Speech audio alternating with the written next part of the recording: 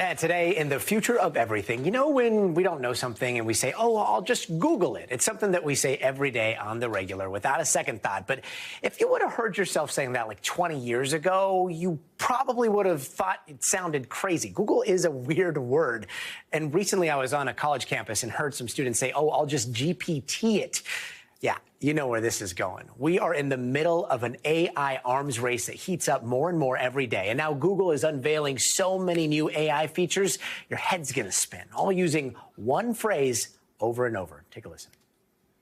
The shift with AI is as big as they come. We can see the true potential of AI as a collaborator. A personalized and private AI model using our AI platform, Vertex AI. You get the idea. So what do these fancy features look like?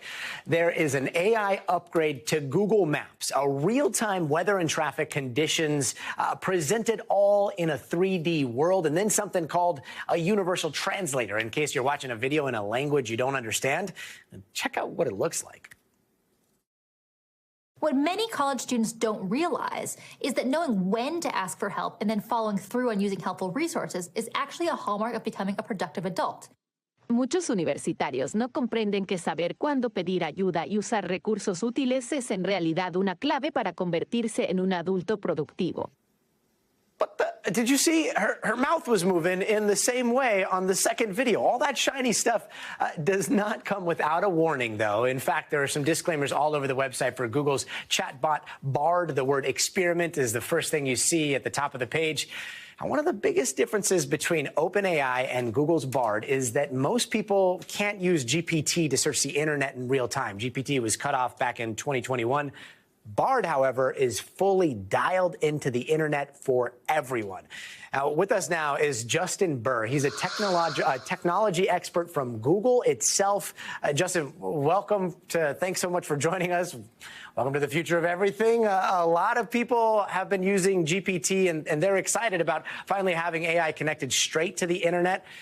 And then you got people wondering if real-time access as a beta to the internet from Google is moving too fast. What are your thoughts? Yeah, it's an exciting time for sure. And we've integrated generative AI experiences now into search, as you just mentioned. So think of going to Google search and having more of an intuitive and natural conversation, just like you would be doing with your best friend if your best friend happened to know all of the information that's out on the open internet. And you've heard this phrase quite a bit. We're moving boldly, but we're moving responsibly. We introduced our AI principles back in 2018.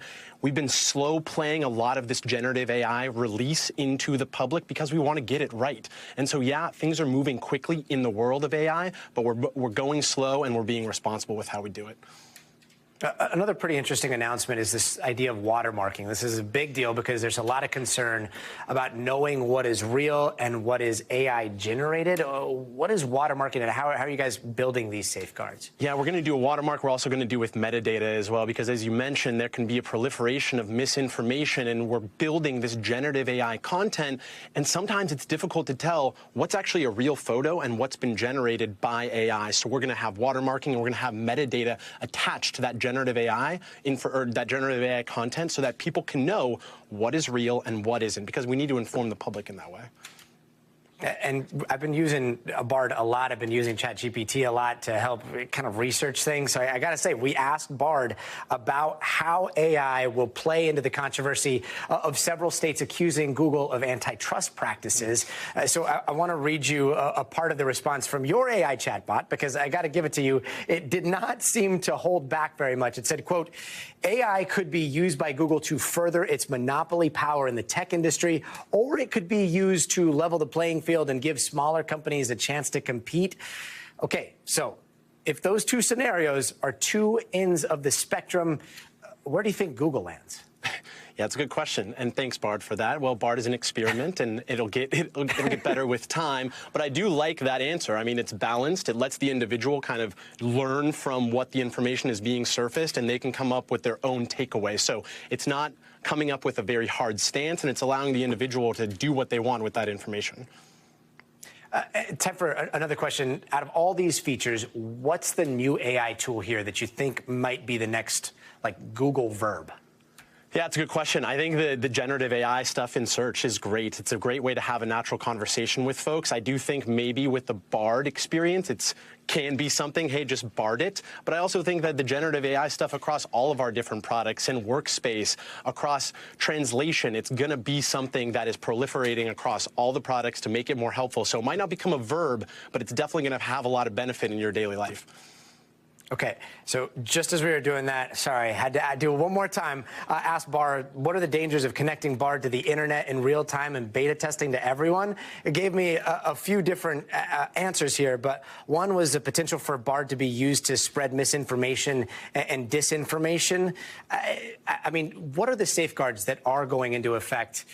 A lot of people would say, like, Google is the internet these days, and now to see AI infused in this type of search result, like what safeguards are we talking about? So to take a step back for a second, Bard is a standalone experiment. That is not integrated in search just yet. We've integrated some generative AI capabilities through search labs. So this is a waitlisted only type of experiment right now within labs. And if you go to Google, you can go to the top right corner, click on the beaker, and then join the waitlist. So we're moving slow with this, and we're getting it out there in a responsible way. And we need to get it out there, though, because we can't innovate in a vacuum. You need to have user feedback. You need to get these tools out in the community and see how people are using it, because we can't do this without that type of user feedback. So that's essential in this moving forward. So right here, do I give it a thumbs up or a thumbs down? That's up to you.